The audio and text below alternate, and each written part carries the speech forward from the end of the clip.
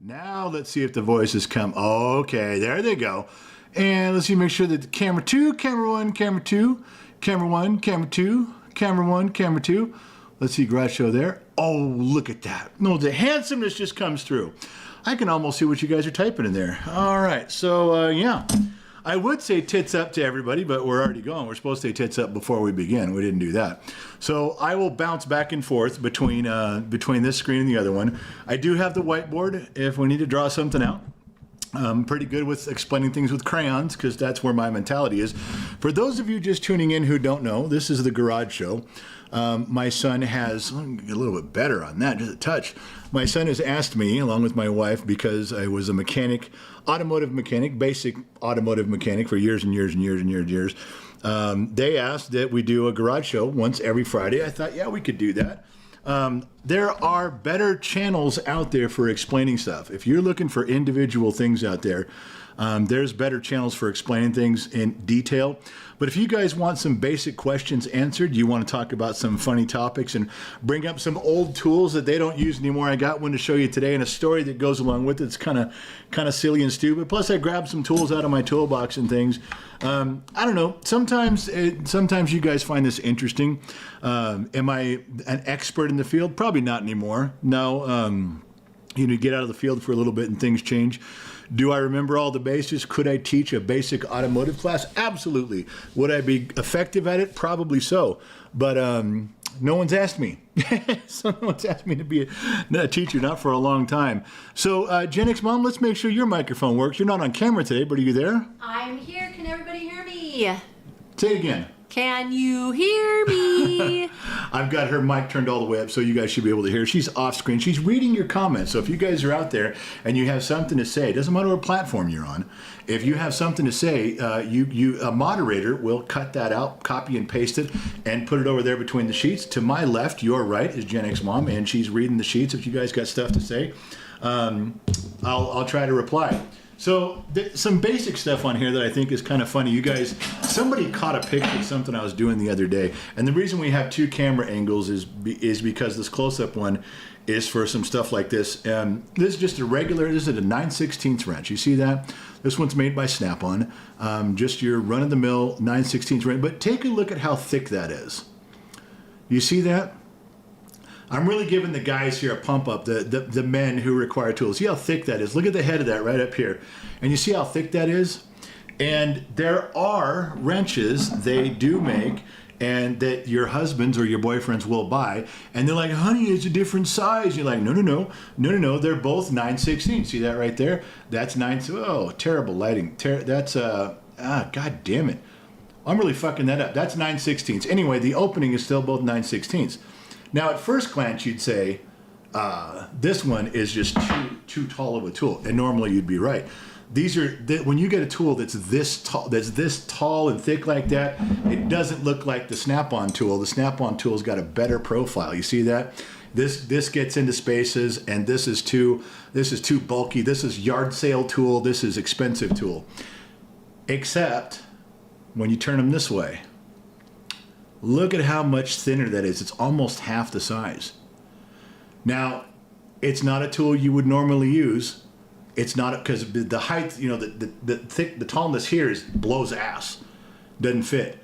But when you need to get into a thin space, I can't tell you how many times myself and other mechanics have taken these Snap-on wrenches to the grinder. And we try not to. We try to take Craftsman tools and other tools. We try to take the yard sale tools to the grinder, and we grind them thin to fit. I'll bet you every good mechanic out there has a drawer of some sort of custom tools that they've heated up and bent, they've ground down to fit. So what I'm trying to tell you, the reason I'm bringing this up, is when your husband buys another set of tools, and this one's just a very cheap set because I'm not in the industry anymore, so I'm not twisting wrenches all day. But if you say, well, why would you get another set? Especially if you got these from Snap-on. A Snap-on set of these would probably be $600. Why would you? Your husband would say, well, they're thinner. They're half the distance to the goal line. And your wife would say, quit talking in NFL terms. I don't know what the fuck you're talking about. And like I showed you, that's so much thinner. It's a completely different tool by comparison. It's about half the size. There is an application for these. I'm telling you, I'm not just making an excuse for like, oh, you're just siding with my husband. So you're giving all the husbands out there permission to spend more money. Yeah, in a sense, because it's true. And I'm right. I'm not wrong about this. There are applications for stuff that's this thin. I can't even begin to tell you how many times, like I said, you got a choice. You can either take this expensive wrench and you can grind it up to make it fit, or you can buy a set and have them on standby that when you need something that thin, you go grab it. They don't have to be super expensive, but you know, if you're building a collection, you're building something, some generational wealth, then yeah, you buy Snap-on or a Matco or a Mac tool, but there is a difference and there is a necessity. When I'm telling you that, it's like, well, just buy a cheap tool and grind it down. You can, but they make them this way for a reason, not just because it's something new to sell. There are places you can't get into, and it's tough to grind one down. And this one's flat on both ends. It's flat all the way through. Sometimes you find yourself as a mechanic hanging on by your fingertips trying to get something in there. And when something's like this and it's got a bent end on it, look at that. And it's thicker and you're trying to hold that end in there, sometimes you can't. I'm not giving you permission. I'm not giving your husband permission or your boyfriend permission to just go out there. I'm letting you know that if he comes back and tells you he's buying a tool out of necessity, there might be a good reason for it. I'd listen, you know, I'd pay attention. I wouldn't just say he's running up the credit card for no reason. No, though he might be.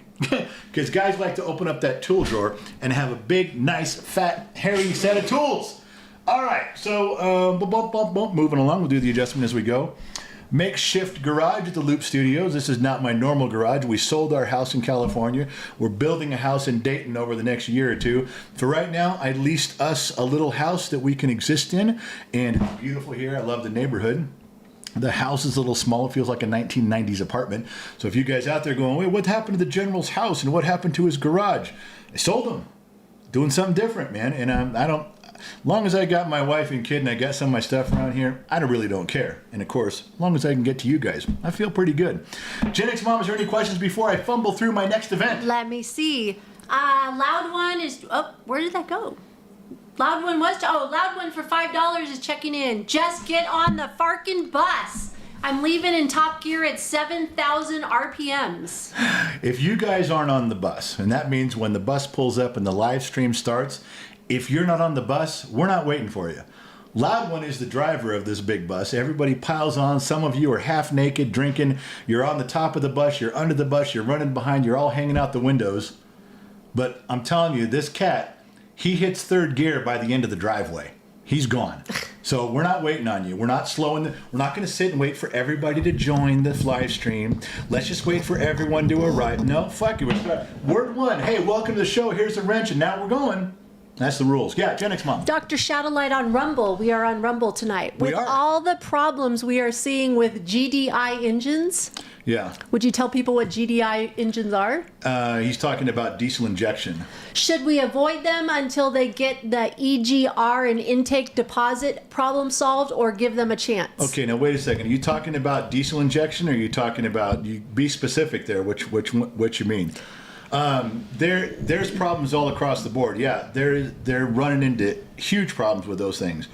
But if you're talking about trucks, clarify what he means. I'm going to go down a road of conversation that we may be talking about two different things. Okay, I'll wait for that to come back. Dr. Shadowlight, we're on Rumble just for you, motherfucker. So shut the fuck up.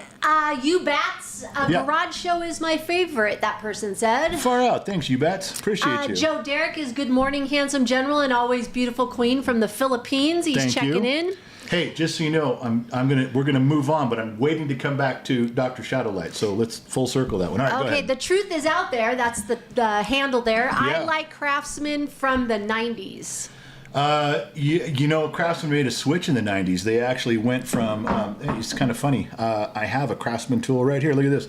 This one's an older one. This Craftsman tool is probably from, I'm going to say the 80s.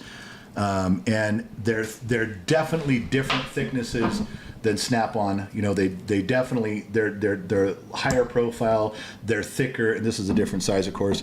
But do you see how they're not real shiny? They kind of have the shine right across here. That became a stigmatism with mechanics. You pull out a Craftsman tool and across the shop, I could tell you're using a Craftsman tool or you're using a tool truck wrench. You know, I could say that's Craftsman or it's Snap-on or Mac. Why? Because they're shiny. See the difference? They're like polished all the way around. And Craftsman is not. Craftsman has a very rough finish to most of them with just a little bit of a finish right here. And I'm not saying they're not good wrenches. They're not. Their metal isn't quite as good, but so what? They don't fit where everything fits with Snap-on. That can be a problem. You know, they're kind of made for home use. They really were. Craftsman was made for home use. And it became a stigmatism to have these like, oh, you're just using Craftsman tools. Go home and work on lawnmowers and washers and dryers and refrigerators. Until the late 90s and 2000s, Craftsman, actually a little bit before that, Craftsman changed how they made their tools to look more like a professional tool. You can find Craftsman tools that look more like what a Snap-on is. They didn't change much about them other than they just polished them up and people started using them. Gen X Mom. Dr. Shadowlight's checking in saying gas. Oh, so do you want to re-say that? Well, there's, not the diesel injection, because that gets us into the like Kia. Yeah, the CP pumps, the direct injection.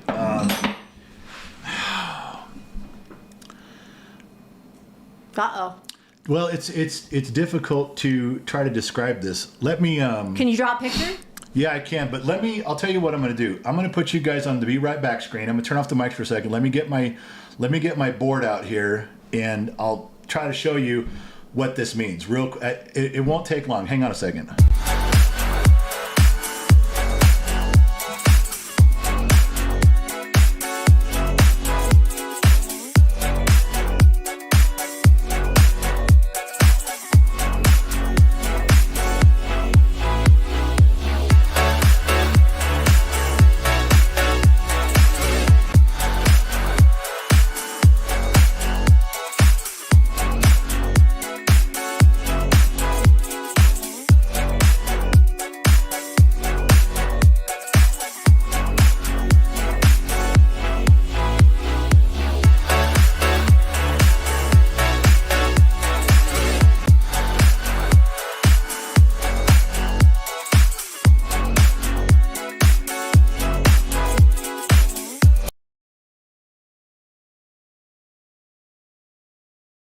Repeat the question. Okay. I got the board out. I'm not sure if you guys are going to be able to see this correctly or not. Boy, that's going to be a tough one. May have to go to the bigger camera. Hang on, let me switch to the bigger camera. And we'll get rid of that camera. And we'll go to this one. God, that makes it worse. All right, let me see if I can finagle this into the scene where you guys can see what I'm talking about. Or maybe you can. Let's try that. Is that any better? Microphone's in the way. I can get rid of this. All right, I will try to draw this in the open field, and I'll try to make it big enough for you where you can see it. Let me tell you why, and he's talking about GD, he's talking about gasoline direct injection, and that is a technology that's pretty fucking new. They've had the idea for years, but nobody could make it work. Computers are now fast enough where everybody can make it work. So, God, that's just such a terrible angle. I wish there was a better way to do that. Maybe I'll try it this way. You guys liking that one better? Maybe this one would be better. I like that one. All right. So, let's go back to the beginning. We'll leave that line there because it won't come off. Okay. So, everybody kind of has the basics on how pistons work. Okay? You got your pistons, and they go up and down. And I'm trying not to make this too complicated, but they're inside the engine. All right? So you're inside the engine, and you have a valve. We've all seen pictures of valves, and valves open and close. All right? So for the lack of a better picture, when this piston comes down, it's sucking really hard, just like you drink soda through a straw. It's sucking down. So guess what it does on this side? It brings in fuel. Fuel and air, right? Right past that valve. When that piston comes down, it sucks it in. There's a spark plug right here. and it creates a spark. I'm gonna fuck this whole thing up, aren't I? It creates a spark, you have your fuel and air, then as the piston comes back up, guess what? All the burned gas goes out that side. I'm gonna tilt that a little bit. That's exhaust. And that's how it's been forever. This whole thing works the same way all the time on every engine. It's no different, unless you're talking about a rotary engine, which is a whole other animal. But basically, you have a closed system here, and you have a valve that lets the fuel in, and a valve that lets the exhaust gas out. That's it. If you can keeping it that simple for everybody, and believe me, this is basic automotive. Fuel in, it burns, fuel out. Okay. So, we just talked about it. This piston comes down and pulls the fuel and air in, right? Make sure we keep that there. Fuel and air is going in this way. The valve opens and the piston comes down and pulls this fuel and air in. The valve closes. Now we're ready for compression. So how much fuel and air can you get in here? What is it based on? It's based on how much this piston can suck down, can pull down. That's called the intake stroke. When you have a 4-stroke engine, the intake stroke is one of the strokes. No big deal. But you're thinking, manufacturers, how can I get more air and fuel in there? Or how can I get more fuel? Let's say you can't get any more air, but can we get more fuel in there? So back up here, up the line, they have an injector. You guys see that? Yes. And this sprays fuel. Sprays fuel into the manifold. Piston still sucks it down. Now, back up here, you can spray more fuel. You can. You can try to spray more and hope that it gets in here, mixes with the air, and gets past the valve. But what if there was a way to take this injector that's spraying this fuel behind that valve? And what if there was a way to put it right here? What if you took that injector and you put it right here inside the chamber where all the explosion happens, where the gas goes in, where the exhaust goes out, where the spark plug fires? What if you could spray it right in here? Would there be an advantage to that? Sure. Especially if you can control this pattern and make it just like vapor. Wouldn't that be great? The problem is the temperature inside here is insane. Everything in here has to be built by machine shops so that nothing melts. And it gets fucking hot. So now you got this injector sticking in here and it has to deal with that temperature. Try to design an intake system with an injector going right in there that can withstand that heat.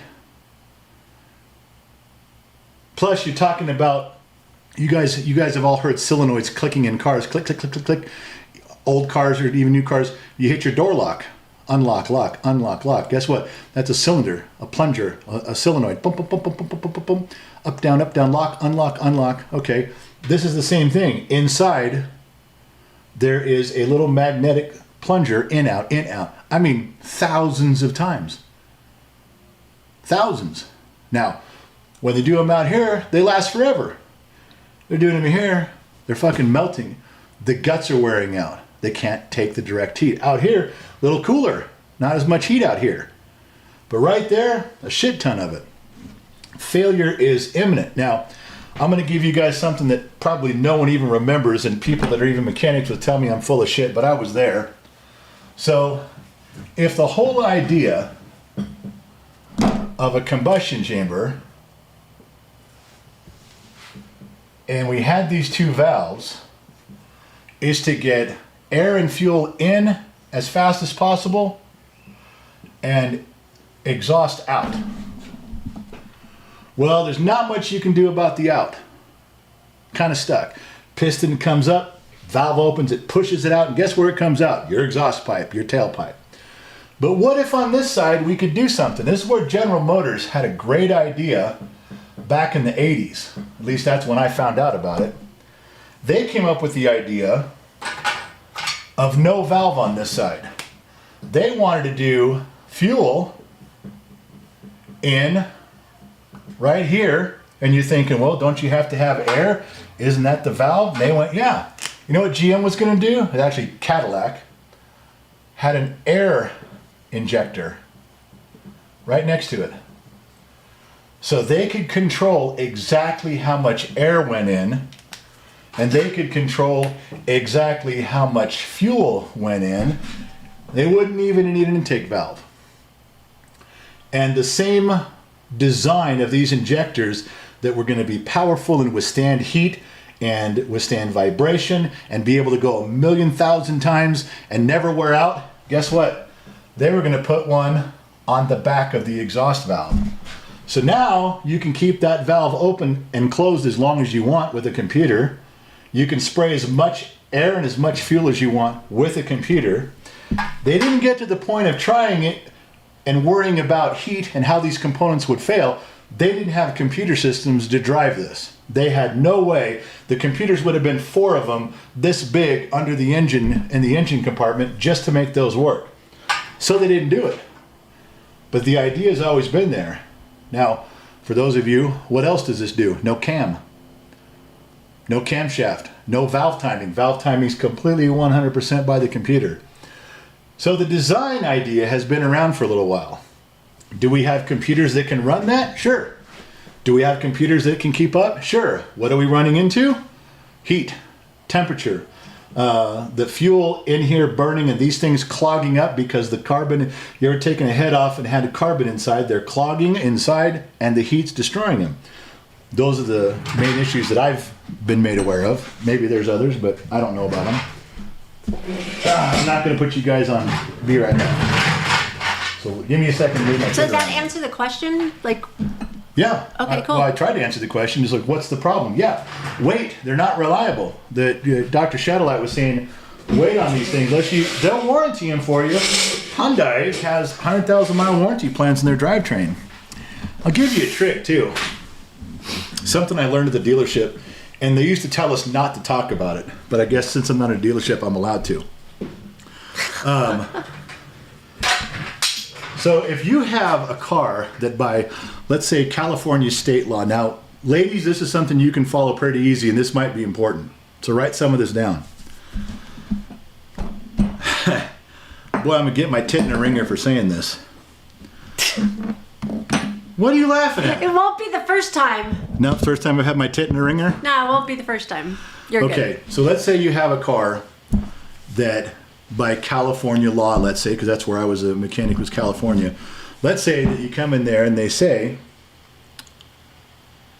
your car, you buy this vehicle and we're going to give you a warranty. Now they're going to give you a warranty on the drivetrain, which means the engine and the transmission, normal wear and tear and blah, blah, blah. Let's say they give you 70,000 miles on your engine and your transmission. But they give you 100,000 miles on your emissions. Some of the emission standards, when I was at the dealership, the California regulation said these cars must be, you have to warranty them. They can't burn dirty. They got to burn clean for 100,000 miles. And the dealerships never told anybody. You think that would be a good selling point. You think they would want to sell more cars with that. But I talked to my buddies. I was working at Mazda and I was working at Chrysler. And I had friends that were working at Ford and Chevy. And they're like, yeah, we got the same memos. You know, no big deal. When your car starts running poorly, they tell you you're going to spend a few $100 tuning it up back in the day. When your car starts running bad because you got a burn valve, you got to pull the head, you got to do a valve job. It's going to be a couple $1,000s. And you're paying it because it's out of warranty for the engine. Engine's a little bit out of warranty. The heads, the spark plug, the tune-up, those are maintenance items. They'll always tell you, you're paying for tune-ups, you're paying for plugs and wires. That's maintenance. That's on you. Okay, so everybody pays it. One guy came into the dealership one time. I never forget this. He came in with his lawyers. And they asked, they had the owner of the dealership, the general manager, of course. They had the sales manager, the service manager, and the service manager grabbed 2 of us, technicians. He wanted to come and talk to this attorney and this guy. And this guy comes in, and this was at Chrysler, and he had bought a truck, and his truck was just out of mileage on the powertrain. It was just out of mileage for his engine. And someone had said, your engine's just wore out. You know, you didn't change your oil enough, or whatever they told the guy. I think it just, the thing was is that it needed a head to come off and a valve to be fixed, and it was going to be $2,000 or $3,000. And they said, you're out of your powertrain warranty. The lawyers argued he was still under his 100,000 mile state of California emissions warranty. And quickly, the service manager and the owner said, well, so what? His catalytic converter still works. His smog pump still works. His O2 sensors still work. That's your smog equipment. And the lawyer said, no. It has to burn clean out that tailpipe for 100,000 miles. And if the catalytic converter wears out, you replace it. And they said, well, of course, it's under warranty. If the spark plugs wear out and that vehicle's not burning clean, you replace it under warranty. Well, that's not part of the emission system. Well, if the bottom line of the emission system under California law was to burn clean out the tailpipe for 100,000 miles, then absolutely every fucking thing on that car can be somehow woven into emissions. My engine's wore out. It's under 100,000 miles. Put another engine in it because it's not burning clean. It's not burning clean out the pipe. I need new rings. I need new valves. It's under warranty. You fuckers fix it. Tune-ups that are normally covered, customer pays those. Customer pays for tune-ups. That's maintenance. If it's a bad tune-up, it's not going to burn clean out the tailpipe. You got to make this car burn clean for 100,000 miles. Fix it. Man. You want to talk about the wrong guy to have as a mechanic in that room? Because when it came around, they said, well, you guys are just basic everyday mechanics.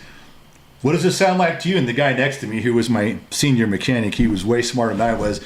He went into this long thing about how Chrysler, Plymouth, and Dodge, their obligation, you're mixing words here. The state of California didn't specifically blah, blah, blah. He went through this whole big thing.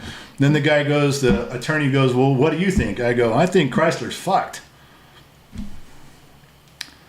But what do I know? I was just the very beginning of being a dumb mechanic in the middle of the desert. Didn't matter how talented I was. I'm not the sharpest tool in the shed by any means. It wasn't then, still not now. But if you have a vehicle in any state that has a federal emissions warranty that they have to abide by, they don't tell you. They'll tell you, hey, come buy our truck, 70,000 mile warranty. Come buy our vehicle, 100,000 mile warranty. They tell you a lot of stuff to get you to buy the car. I think if they were honest, they'd come say, we got to make your shit run perfect for 100,000 miles because the federal government or the state said so. They don't advertise that part. I'm not even sure what the rules are these days, but back then, for like 10, 15, 18 years, man, that was something you'd get fired if you told somebody. Do not tell customers to come. Do not tell them to file every engine running rough problem as emissions, because what about if your transmission runs bad? What if your transmission blew up? Hold on. Follow me on this. What if your transmission blew up? You guys ever been to a smog check center where they put either the front tires or the rear tires up on the dyno? Because that's how you test it. California, a lot of cars for a long time, they don't anymore, but they did. You had to roll those things up on a dynamometer, and that was part of the California state test. If your transmission blew up, could you pass that test? No. At that time, if your transmission blew up, you could not go to a smog. You tell them, here, there's my keys, my engine, my transmission blew up. Go smog it. You got to smog it. You got to make sure it passes smog for 100,000 miles. My transmission blew up. Well, you can't even drive it on the equipment. Guess who had to put a transmission in? The dealership. This was a trade secret for years. Like, you just don't talk about it. Like, it was a firing offense. Don't bring it up. Don't put it in the newspaper. Don't talk about it. This is, before the internet, long before the internet, but it was a big thing. So you might want to just check, just to ask, what is my emissions warranty? That's your transmission, your engine, your windows, your bumper, your hubcaps, they're all covered. Okay. How long is my emissions warranty? Well, what do you mean? How long does my fucking vehicle have to burn clean? What's the law? I don't know if it's different now. Maybe it's not. Maybe it's changed. I don't know. But back then, that was a very big deal, was getting things to pass smog. And if any part of your engine fucked up, you could throw a timing belt and go, well, my car won't pass smog. Guess you guys are putting a timing belt on it. Yeah, we spent a long time with those attorneys, and ultimately the dealership lost and had to start fixing stuff. How do I know? I was there. So going back to this with emissions and stuff, they having direct injection on there is a great idea, and the technology's now there. But how much do you want to? What if they finally come out with an injector that's going to work, but it's $20,000 for each one because you got to build them off of metal that you only find in Mars that only NASA and Elon Musk have access to? That's where they're running into trouble. As with any car, and I will tell you this with any vehicle ever, when a new vehicle model comes out, wait. Everybody wants to be the first one to buy something. Anybody who's ever worked a dealership will tell you that the first model change of something or a brand new model is always going to have problems the first year, sometimes the first 2 or 3 years. I think everything I ever saw come out of GM, Ford, and Chrysler, every fucking car that came out had a stack of bulletins on it the first year this high of all the shit they were trying to work out and figure out, because you don't know until you put real people in it. You can test drive a brand new 1995 or whatever it was Ford Contour around a test track for 6 months, but until you get a family of 5 in there where kids are spilling things all over the dash and the wife is running over curbs and running into people, you don't know how that car is going to hold up. That's when you find out what's going to break. They do the best they can, but you find out real fast. First year, just stay away from everything for the first year. And sometimes even model changes, when they change the model of something, if it's a new powertrain, you wait. They got to work through all this shit. They really do. And in cases of GM and Ford, some of the stuff they're still not working through. They're still producing the same problems every year. Gen X Mom. First, hydrate. Everybody wants you to hydrate. Take a breath. Dr. Shadowlight went and said, artfully explain, General, thank you. That's what he said. I'm glad you got that, my man. So let me see. Spot and Stock you says, I have drawers full of customized tools. Make it when you need. Fuck them factory required tools. That's what he says. He's right. Who said that? Top Knots? Yeah. Top Knots rule is right. Every mechanic has a drawer full of stuff you've had to heat up and bend and grind and cut and spot weld together, because there are tools. I got tools in here that if I showed you the tool with how many bends it has from beginning to end, you'd say, what the fuck could you possibly... I'd have to show you with some of the stuff I've got, though. Also, we'll do this for next show. I have the complete set. I'm not missing any. I have every size for every vehicle. Distributor wrench for setting timing, for setting distributor timing. And Briggs says, that's far out, Dad. You have all of them? I said, I have the complete set. He goes, what do you use those on? I go, they don't make cars with distributors anymore, so I don't use them on anything. I also have a timing light that I spent $350 on 25 years ago that works perfectly, but you don't set distributors anymore. I'll tell you what I'd like to do one day. Sun Valley Fox brought this up. He said one day, maybe when you get the house built, you get a shop built, I could start letting people know that out in northern Nevada that I can work on the old stuff and make it really run well. Old motorcycles and old cars, be more than happy to. That's probably all I'm going to be good at anymore. That and these stories. Gen X Mom. Shasta Williams says, hey, I changed a vacuum modulator on my 1968 Cougar and did it right the first time when I was 17. Far out. She wanted to share her story. Hey, anytime you guys can do something on your own vehicle, especially these days, you're a goddamn hero. Don't think you're not, because you are. They don't make things to be worked on.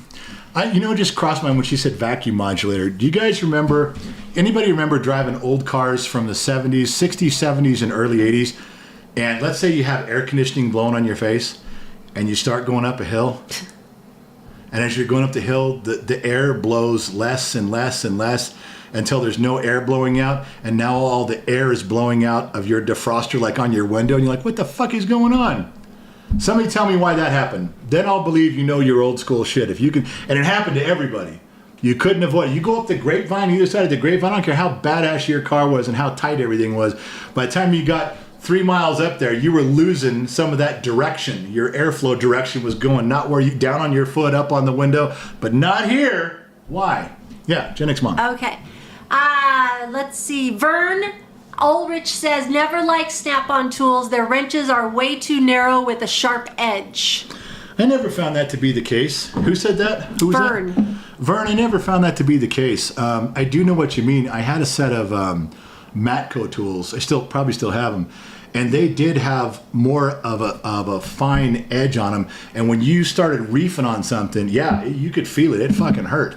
I never had that really happen with Snap-on, and Matco got away from those sizes years ago. But yeah, if I showed you guys that toolbox I got over there, it's a mismatched set as somewhat. I know today everybody's prides themselves on spending $23,000 on a big yellow Mac toolbox where everything matches. Mine didn't match. But mine's all pieced together, but you guys would get a kick out of it if I showed it to you. I got a few answers for you on YouTube. You do already? Yeah, dude said carburetor. Carburetor is wrong. No Go 50 said lose vacuum. No go. Losing Noel vacuum. says if your brakes go out, just turn on the AC. Vern says vacuum. Tomas says vacuum operated heat AC doors. That's right. The answer was vacuum. Well done. Well done, you guys. Without making another fucking big drawing on how this all works. That is true. You lose vacuum at a certain pull on your engine. Your engine vacuum begins to drop. Yeah. Here's one a little more detailed. Bruce Martin says when the engine advances power, it has less vacuum. The blend doors need vacuum to open blend doors. That's exact. Read that again in the microphone. That's perfect. Bruce Martin said on YouTube, when the engine advances power, it has less vacuum. He's right. The blend doors need vacuum to open blend doors. And if you guys have ever opened up your old 70s and 80s vehicles and there was like a small coffee can on one side, it looked like a Folgers coffee can, but smaller, painted black. Or a big black plastic ball on the side of your fender, inside, lift up the hood. No one ever questions what that's for. That is vacuum reserve. Yeah, that was vacuum to help keep that constant vacuum tension so your blend doors would stay. But when the vacuum drops, the blend doors they're spring loaded, for the lack of a better term. They go back to their natural position, which is either down at your feet or up on the defroster. So you lose that until, guess what? Until you get flattened out again and the vacuum's restored. He's exactly right. That's the best description. Well done. Let's see. Rick Mayer on Facebook says, dude, excited you landed in my algorithm. Oh, far out, man. Like I told you, the show that we do here isn't super technical. I'm not going to start taking stuff apart and showing you every little detail on that. There's guys that do that all day long, way better than I'm ever going to do it. But I do have a knack for explaining some things in kind of like crayon form, because that's how my brain thinks, and it really, sometimes it translates into what people wanted to hear so they understand things. And the reason that was always beneficial for me when I had a shop was because when I was explaining to someone what needed to be done and why, and I could take a few minutes and draw something out or take them out and show them, it wasn't complicated. Just show people some stuff. They were like, they trusted me. It was like, okay, I get what you're saying. And then we went from there. So this idea now that I'm doing here, I'm trying to translate all these years of experience and stories and things where it's in a way you guys can understand it better. And I'm hoping it's working. Adam Snidelman on YouTube gave $4.99, just a few bucks to support my favorite creators. Hey, thank you. You have no idea how much that means. I mean, it's your hard-earned money. You don't have to give it to anybody. If you choose to give a couple bucks to us, I can't tell you how much that means. Thank you, my man. Bizarre, I think is the name here. Yeah. A 79 Bonneville had the can, LOL. My 79 Bonneville. Yeah. Joey Ucorde has two questions that he's been waiting on. Kid Brother Joey. Kid Brother Joey is here. First of all, he's a member for 41 months today. Wow, 41 months. I don't know what to say, but I'm proud to be a member of the Bottom of the Glass Nation and League of X. He says, as a wholesale parts specialist for Chevrolet, there are a lot of crazy things with GM, he says. Yeah, there's Then he says, stories. At GM, they give our customers on powertrain 3 years, $100,000 warranty. Or 100,000 mile warranty, sorry. Yeah. So his question is, what's your thoughts on GMs today compared to back in the day when you were running your shop? Every car today has too many bells and whistles. You got to remember that when I was working on cars, like getting paid as a mechanic, either in a dealership or in an independent shop, it was right when computer technology was just starting to be used. Unreliable. Everything was breaking. The computers were breaking. The wiring was bad. Right before then, everything ran on vacuum. You ever opened up a late 70s car and there's vacuum lines, thousands of little vacuum lines everywhere. And some manufacturers like Ford, they'd color code them. They had these neoprene orange and pink and blue and green and going all different places. But the whole world ran on vacuum. And then by the mid 70s, they thought, car manufacturers, hey, vacuum's gonna run everything. We can open our door locks with vacuum. We can run the windshield wipers with vacuum. We could do everything with vacuum, vacuum, vacuum, vacuum on everything that needed to move. It was vacuum. That didn't last very long because it's unreliable. The hoses get brittle and they leak. Vacuum, and nothing works. Or the main hose that feeds everything goes bad and nothing works. They started moving over to 12 volt. Everything was becoming more reliable. There was things that could work in cars less expensive. Your window motors went up and down. They were becoming less expensive. Power door locks becoming less expensive. Everything running on 12 volts. But then it was the age of computers, and a simple feedback circuit with an O2 sensor was the very basic beginning of how car manufacturers were going to control not only for emissions and how clean it was burning, but your fuel mileage. I don't know if I should show that or not. It's an easy drawing. All right. Go to the board. This is a really simple way to show you how this all began, and I can even add a couple things in there as time went on, and you can just see the beginning of what we as mechanics were going through. And I won't make this too complicated. I very promise, as one of my daughters used to say when she was 5 years old. Everything is very. Okay, so let's start over. We need a way better fucking rag out here. How come I don't have a guy like the NFL to come out and move the chains for me and shit? I gotta do all this shit myself. It's because I'm a broke ass person. Okay.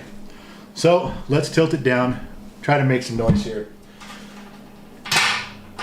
Danny H, back to the old drawing board. Okay.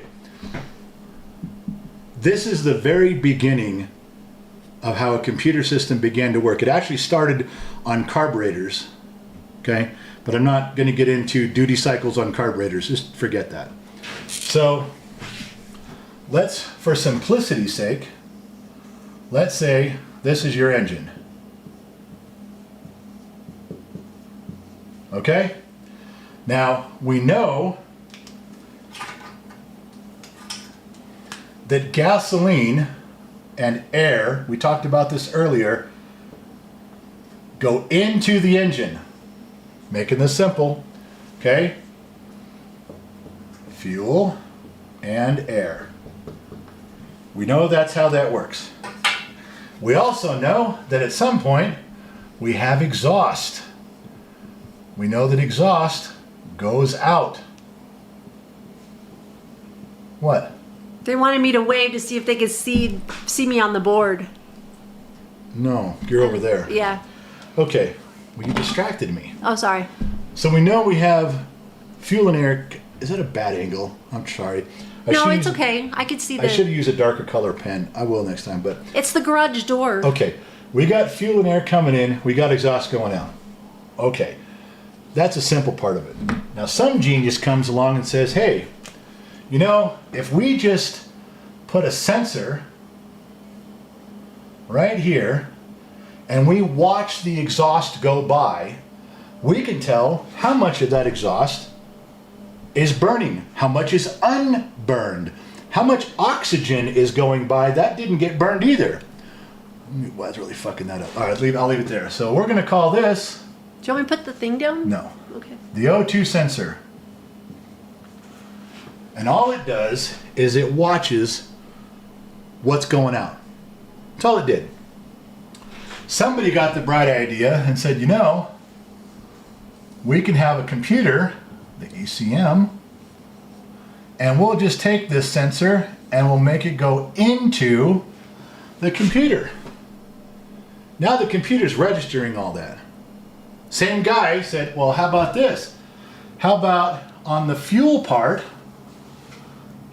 that same computer has a signal going that way, and now the computer can decide how much fuel to squirt in.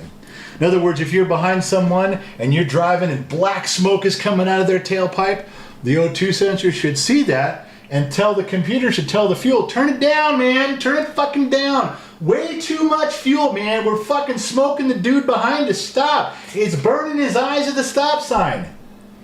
This, when it was working, and the way it would test, the computer would change this and it would wait to see a change here.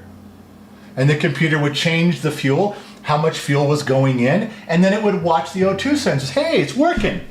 Every time I'm telling this fuel injector to spray more or spray less, I can see it in the O2 sensor. This was the very first system called closed loop. Pretty simple.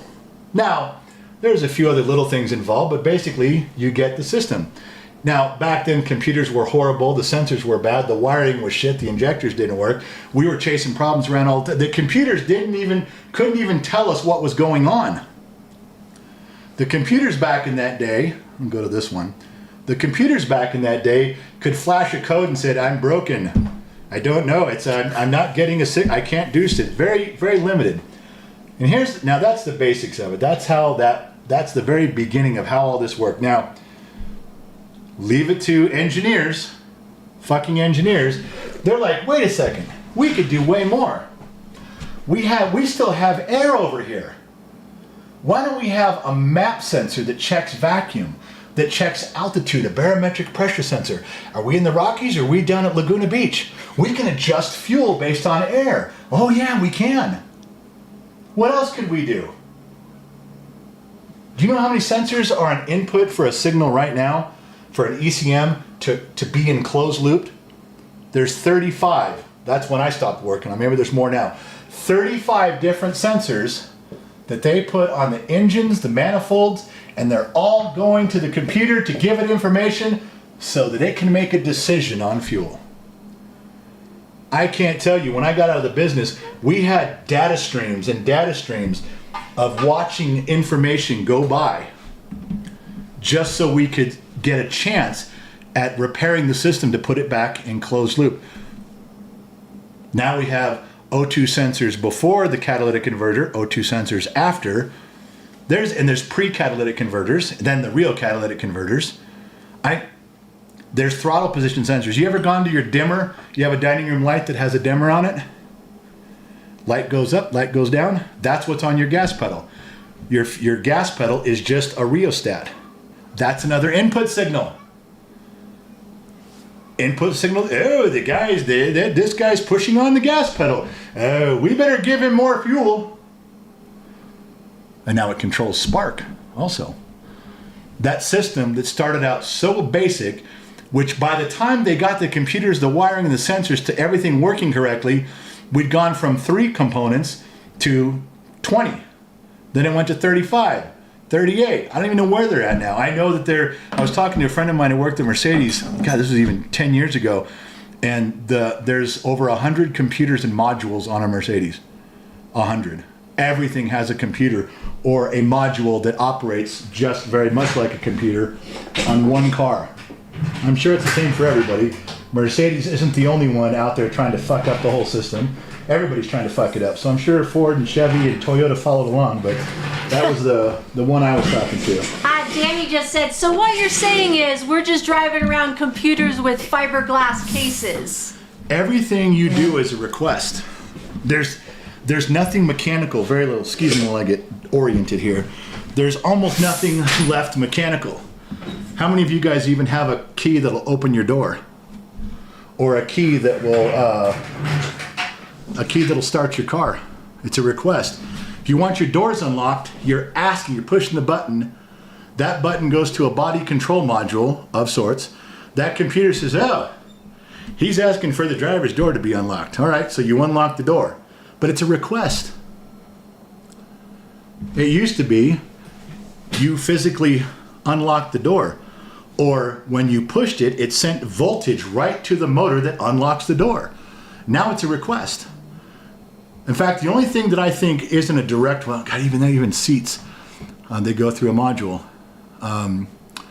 You're asking permission to start the car with a button. It sends a signal, and that signal goes to 30 computers, and they all have to sync up.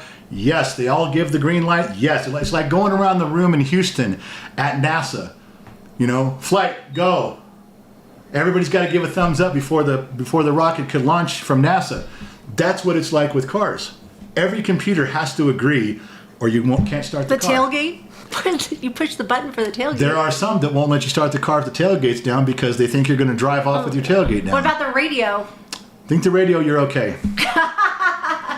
It's all it is you're requesting shit. You're not doing anything anymore. Parking brake? No, parking brake is now a request, and you can hear it go because there's a motor that drives a cable that applies your brakes. Your glove box. Yeah, I think the glove box is an actual lever. There you go. Gen X Mom figured out the one thing left in a car that is mechanical and is completely in your control. You can fucking open and close the glove box. There we go. And the compartment in between and the the seats. Compartment in between, the armrest. But oh my gosh. There's not much. And everything you asked about, the question was, how do you feel about the new cars versus the old ones? The computers are pretty reliable these days. I mean, everything seems to work. We're not having computer failures by the 30 or 40 or 50 in every town in America. There's not just tow trucks driving. They work. They do work, and they're pretty reliable. But it's just bells and whistles to me. It's unnecessary. I don't think we needed to do it. The whole big push from the automotive industry was, well, we're going to make things more secure. If we integrate all these systems, and it's all on infrared, and we have to see how things are working, that they all communicate to see how things are communicating, see how things are working. What are the chances you can steal a car? You can't hotwire a car. So it's called passkey technology. They've been developing it for 15 years now, and it's pretty fucking solid, except it got so advanced. Passkey technology got so advanced, someone steal your car. There's people that just have a machine and they got to stand within 50 feet of you and press record. And when your key and your button sends out a signal to start the car, they now have that code. We've gone so far and technology has caught up with the bad guys. They can be away from your car and they can get the frequency of the key and everything and follow you home, and in the middle of the night, they can push their button on their box and it starts your car and away it fucking goes. We've kind of come full circle. You know what? Put a fucking key back under there. That's what I want. Yeah, Gen X Mom. Mark G on YouTube says, in Germany, mechanics turned to mechatronics in the trade because they had to figure out computers more than the mechanical part of it. It was kind of a running joke in the automotive industry. People think, well, you're just a dumb grease monkey and what do you know how to do? And there was actually a comedian who came up with this. I stole it. I plagiarized it. I'm not going to tell you who he was. I'm going to pretend this was my own invention, and you're just going to have to deal with that. Good. Glad we're all on the same page. But there was a guy complaining about, you're just a dumb grease monkey. Why am I paying you this much money? And the mechanic looked at him and said, I have to be a mechanic. I have to be an air conditioning and heating guy because your car has air conditioning and heating. I've got to be a machinist because I got to take these things apart and machine new parts and put them back on. I got to do a limited amount of plumbing. There is a cooling system with a water pump, and there's regulators and valves and things. I'm a little bit of a plumber too, and I'm definitely an electrician because everything in your car has wires going everywhere, and it's a clusterfuck mess. I have to be able to read complex schematics and be an electrician. Add to that, now I got to be a computer guy because you have 100 computers and modules on your car. I got to be a computer guy. It's no longer just a grease monkey working on a 56 Chevy Bel Air. Mechanics, and I mean mechanics still in the trade. I'm not in it. Way better than me, way smarter than me. Have a ton of stuff going on. And it has to do with every area that I just described. They have to keep up on all these areas. Now, they don't have to be an advanced electrician like an electrician, but you got to know it. They don't got to be an advanced plumber like a plumber with a truck driving. No. But you got to know it. You got to know how hydraulics work. You got to know how pumps work. You got to know how cooling systems work. We don't got to climb on the roof of a house in Las Vegas and do heating and air conditioning on a roof in 120 degrees. But we do have to know heating and air conditioning. We deal with Freon. We got compressors and condensers. We got filter. It's much the same. Don't get me started on guys who do RVs and they do the chassis and that. Plus, we got to do all the mechanical. We got to do the brakes. We got to do the transmissions. We got to do the fuel systems. So when you laugh at a technician sometimes, you call him a grease monkey. Remember that there's a lot of areas we have to cover, and we got to have tools to match not only all those areas, but there's different tools for each car. It's not easy. Not easy at all. Yeah, Gen X Mom. Okay, let's go through some of these questions, comments. Okay. Let's see. Drop'em said, General, which tool is best? Ruger, S&W, Savage, or Remington? Okay, for what? Air tools? Be more specific. I don't know. Because I got different answers by what you're asking. Hobo Rob prospecting. The General's on his feet moving around. Congrats, buddy. Keep up the hard work. He's noticing how many times I'm sitting. I can sit for a few minutes and my back hurts, so I stand. But then my knees hurt, so I sit. But I was hoping nobody was going to catch on. Thanks a lot, fucker. He also said, now we see what the General draws on the shower doors. Yeah, it's similar. It's not. That's very close to how these things pan out. I mean, if you saw some of those that she bitches about on the podcast, you'd know it's like that's pretty common. Yeah. Top Knot's got his number green 3 on YouTube tonight. Big green 3. For those of you that are watching on YouTube, anybody that goes by and they have first off, they have a green name, they are a member. That means they're paying. It's $1, sometimes more. But it's $1. They're a paid member. If you see a number by the end of their name, a red 1, a blue 2, or a green 3, that's how many years they've been a member. Yeah, they've been part of our family for that long doing stuff. And so they get to reap the benefit of the spoils of being the original, because as this channel begins to grow over the next 12 months, we've got some really exciting stuff we're pushing out here just for you guys. Just try it. This in the garage show every Friday is one of them. It's going to be a lot of fun. They get to be in here the whole time. There you go. What else? Dr. Krause said, it's not about the tools, it's about the user. There's a lot of truth to that. Could I have done my job the way I did it with Craftsman tools and not Snap-on? Yeah, absolutely. Did Snap-on tools make my job easier? Yes. Are there a ton of Snap-on tools that Craftsman does not make? Yeah. Pages and pages and pages and pages. Once you get past Craftsman with wrenches and sockets and screwdrivers and hammers, you start to dwindle on what Craftsman makes. And when you're in a field where you have to have tools, Snap-on makes specialty tools. They make things that reach, that bend, that do. They just do. They're stuff that fits. No-go member for 42 months. Keep on doing you, General. Love you, he says. I got one for you. This is a dumb one, but since you brought up those tool things. So we're doing tune-ups on engines. And this was a spark plug socket that I very much like to use. I think this one's about 35 years old, maybe 38 years old. And this, I had 2 different sizes. For the longest time, there was just 2 different size spark plugs. And it was 5/8 and 13/16, and this was my go-to one. And there came an engine one time where the spark plug was way down a tube. And I put my extension on it, shoved it down there, and I could break the spark plug loose, but I couldn't pull it out because it kept grabbing the wall and my socket would get stuck down there. And this is way before extensions had the little ball clasp on them. You guys know what I mean? That sits inside, because there's a hole on these. And if you get an extension that goes in there, it grabs this and doesn't let go. This is before those were even invented, okay? And there was no way to get, no one could figure out. We were at this dealership and working on cars, and we're like, nobody could figure out how to get the fucking thing out of there. Because this was the sockets everybody had. They had them in chrome and they had them in impact like this. And then somebody made this same size socket here, but look how long that is. It was so long, the end of it actually stood up out of the tube a little bit. So if you had to, you could put a wrench on here and break that thing loose and grab it and pull it out.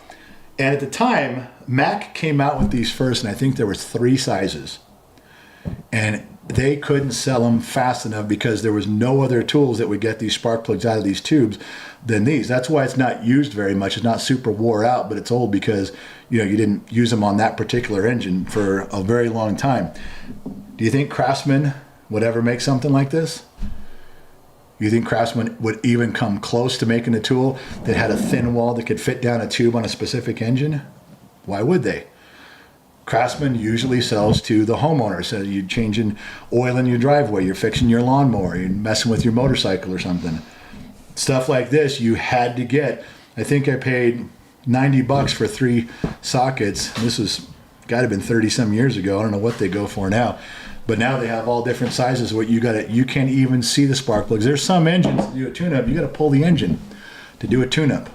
And it's not a Maserati. No, we're talking like Subarus and stuff like that you got to pull the engine to do a tune-up because you can't get the tools in there. It's a true story. Gen X Mom. John Rickard on YouTube, member for 1 month. He's an extra, he says. Far out. Thank you. A78 Fixer, member for 40 months. Click the money to see if you have a milestone. He's telling everybody that one. Let's see what I've got right here. Hold on, I'm reading. I see that Marion Mathis, our staff member, is in here with the blue wrench. That means she got her shit worked out finally. Well done. Yeah, she is copying and pasting in the sheets. She's pulling lead tonight on YouTube. Patrick Cloyd says 7.3 crank, no start. Fuel relay is clicking 1,000 RPMs. Wait, read that again. 7.3 crank, right? No start. Fuel relay is clicking 1,000 RPMs. Okay, so it's cranking only at 1,000 RPM, and at 7.3 you're talking about a power stroke, right?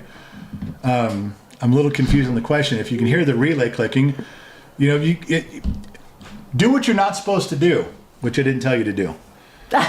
You know, just go out to that thing and spray some starting fluid. No, don't use starting fluid. It's too volatile. Even WD-40, little WD-40, spray it in the intake, go in and fire it up. If it fires up, you know you got a fuel problem. It'll only run for a second. Don't load it up and blow it up and go, the General blew up my truck. Fuck you. Don't listen to me then. But you can figure out fuel or not real quick on almost any car. If it cranks and cranks and cranks and you think it's a fuel pump, you know what still works on a regular gas engine? Beat the bottom of the tank with a fucking hammer. Have your wife in there cranking and cranking and cranking and cranking and cranking. You get on there and bang, bang, bang on the tank. It jolts the fuel pump around to a new position on the armature, and guess what? A lot of times they take off. Now, if you're doing a diesel, just spray it. We used to use WD-40 because it would work and it wouldn't blow up. You know, starting fluid's really fucking volatile. WD-40, not so much. Spray it in the intake, close it up, walk over, crank it. If it fires off for 3 seconds, you know your problem is on the fuel delivery side. You know you're going that direction. Then you can start checking the pump. You can start checking to make sure there's a primary pump and a secondary pump. You can check the filter, crank it over, see if fuel comes out of where the fuel filter is. There's stuff you can do. But that was always the first way for us, even though you're not supposed to do it. That's how we dialed stuff in quick to know which direction we were going, especially on a car. On a gasoline engine, if you spray something in there and it starts up for a few seconds, guess what? Your timing's working, your ignition's working, you're getting air. Yay! You just eliminated a bunch of stuff because you made it run. What'd you give it? Fuel. What's missing? Fuel. I don't know. Sorry. I'm speaking too fast and get my crayons out again. Go ahead. Josh H says, what's the timing on a 1973 Ford F-100? What's the timing on a 1973 Ford F-100? Well, he didn't give an engine size. An F-100 is the model. So there's an inline 6 all the way up to a wide block. 154362778. Wait. Yeah, 154362778 I think is a firing order. God, if I had to guess on Ford in that year, I would say 0. He said 7.3 power stroke, yes. The relay is just clicking like a madman, no start, spray and a little fire. I'm still a little confused, but now, do you want me to stop answering this question and go answer that one, or no, what? I thought it was about that one. I would guess that was the firing order, and I would guess, if I had to guess 0, it's probably going to be between 0 and 10 before top dead center, but I'm going to guess 0 because of what you said. But that's a guess. You let me know if I'm right on that one. Spot and Stocky says my 21 Mach 1 has 94 fuses and circuit breakers. Yeah. Fucking engineers, he says. Yeah, it's tough. It's tough on that. Old school auto mechanics are literally engineers that specialize in all aspects of cars. They don't get enough credit for the amount of knowledge they have. That's from Shy. It was a learning curve. I'll tell you that. You know, I didn't go to school for it. I had to learn just hands-on as I went along. It wasn't until I was at a dealership, they started sending me on new model training that you kind of picked up some stuff. But everything I did was looking over the shoulder of someone smarter than me and asking questions and hoping they answered. Luckily for me, in my early days, they all answered. They were all nice guys, and they helped me out a ton, out of some jams too. Real big jams, but you live and you learn, and that's one thing, hands-on. Yeah. Anything else in there? No. About done? All right, look, we got to go. I'm sorry that the screens didn't work out quite the way we had them planned, but we gave it our best effort. So thank you guys for tuning in. Thank you guys for listening in. Not sure where you're tuning in from around the planet, AM, FM, Sirius XM. Some of you, I know, are listening on the Armed Service Radio Network. We thank you. Remember two things in life. Number one, wherever you go, there you are. And number two, most importantly, you know what it is, honey? I'll catch you guys on the flip side. I'm out, baby.